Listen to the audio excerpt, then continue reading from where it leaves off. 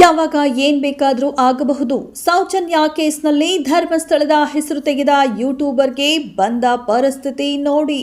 Phone number leak ಮಾಡಿರೋರಿಗೆ ನಾನು ಹುಡ್ಕೊಂಡು ಬಂದು ಹೊಡೆಯೋದು ಮ್ಯಾಟರೇ ಆಗಲ್ಲ. ಸೊ ಹೇಳಕ್ಕಾಗಲ್ಲ ನನ್ನ ಜೊತೆ ಅವಾಗೇನಾಗುತ್ತೆ ಅಂತ. ಕನ್ನಡದ ಯೂಟ್ಯೂಬರ್ ಸಮೀರ್ ಎಂಬಾತ ತನ್ನ ವಿಭಿನ್ನ ವಿಡಿಯೋಗಳಿಂದ ಯುವ ವೀಕ್ಷಕ ವರ್ಗವನ್ನ ತನ್ನತ್ತ ಸೆಳೆದವರು.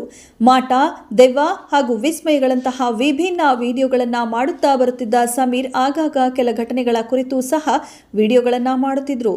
ಹೀಗೆ ಒಳ್ಳೊಳ್ಳೆ ಅಂಶಗಳಿರುವ ವಿಡಿಯೋಗಳನ್ನ ಮಾಡುತ್ತಾ ಬಂದಿರುವ ಸಮೀರ್ ಸದ್ಯ ತನ್ನ ಯೂಟ್ಯೂಬ್ ಚಾನೆಲ್ನಲ್ಲಿ ಹೊಸ ವಿಡಿಯೋವೊಂದನ್ನ ಹಂಚಿಕೊಂಡಿದ್ದು ಸದ್ಯ ಆ ವಿಡಿಯೋ ತೀವ್ರ ವಿರೋಧವನ್ನ ಹುಟ್ಟುಹಾಕಿದೆ. ಹೌದು, ದಶಕದ ಹಿಂದೆ ನಡೆದಿದ್ದ Soujanya rape and murder case ಕುರಿತು ಸಮೀರ್ ವಿಡಿಯೋ ಮಾಡಿದ್ದಾರೆ. ಈ ವಿಡಿಯೋದಲ್ಲಿ ಸೌಜನ್ಯ ಕೊಲೆಯ ಕುರಿತು ವಿವರಿಸಿರುವ ಸಮೀರ್ ಪ್ರಕರಣದಲ್ಲಿ ಎಲ್ಲೆಲ್ಲಿ ಸಾಕ್ಷ್ಯ ನಾಶವಾಯಿತು ಹಾಗೂ ನಿರಪರಾಧಿಯನ್ನ ಹೇಗೆ ಸಿಕ್ಕಿ ಹಾಕಿಸಲಾಯಿತು ಎಂಬುದನ್ನ ಎಳೆಯಾಗಿ ಬೆಚ್ಚಿಟ್ಟಿದ್ದಾರೆ.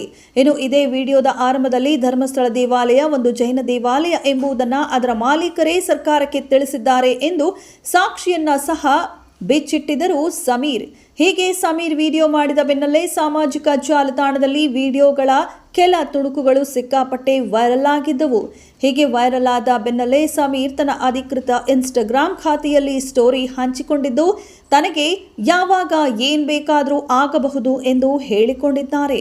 ಫೋನ್ ನಂಬರ್ ಲೀಕ್ ಮಾಡಿರೋರಿಗೆ ನಾನು ಹುಡ್ಕೊಂಡು ಬಂದು ಹೊಡೆಯೋದು ಮ್ಯಾಟರೇ ಆಗಲ್ಲ. ಸೊ ಹೇಳಕ್ಕಾಗಲ್ಲ ನನ್ನ ಜೊತೆ ಅವಾಗೇನಾಗುತ್ತೆ ಅಂತ. ಇನ್ನು ತಾವೇ ಮಾಡಿರುವ ವಿಡಿಯೋ ಹಂಚಿಕೊಂಡಿರುವ ಸಮೀರ್ ಮೊದಲಿಗೆ ನ್ಯಾಯ ಕೇಳೋದ್ರಲ್ಲೂ ಜಾತಿ ಧರ್ಮ ಎಲ್ಲಿಂದ ಬಂತೋ ನನಗೆ ಗೊತ್ತಿಲ್ಲ ಎಂದು ಬೇಸರ ಹೊರಹಾಕಿದ್ದಾರೆ. ಅಲ್ಲದೆ ಮತ್ತೊಂದು ಸ್ಟೋರಿಯಲ್ಲಿ ನನ್ನ ಮನೆ ಅಡ್ರೆಸ್ ಲೀಕ್ ಮಾಡಿರೋರಿಗೆ, ನನ್ನ ಫೋನ್ ನಂಬರ್ ಲೀಕ್ ಮಾಡೋರಿಗೆ ನನ್ನ ಹುಡ್ಕೊಂಡು ಬಂದು ಹೊಡೆಯೋದು ಕಷ್ಟ ಆಗಲ್ಲ.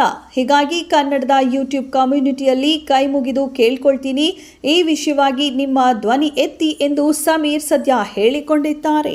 ಪ್ಲೀಸ್ ಈ ಒಂದು ವಿಷಯದಲ್ಲಿ ನಿಮ್ಮ ವಾಯ್ಸ್ನ ರೇಸ್ ಮಾಡಿ ನಮ್ಮ ಕನ್ನಡ ಕಮ್ಯುನಿಟಿ, ಯೂಟ್ಯೂಬ್ ಕಮ್ಯುನಿಟಿನ ಪವರ್ ಏನು ಅಂತ ಈಗಲಾದರೂ. ಇದೆಷ್ಟು ಈ ಹೊತ್ತಿನ ಸುದ್ದಿ. ಮತ್ತಷ್ಟು ಸುದ್ದಿಗಳಿಗಾಗಿ ನೋಡ್ತಾ ಇರಿ ಸಿರಿ ಟಿವಿ.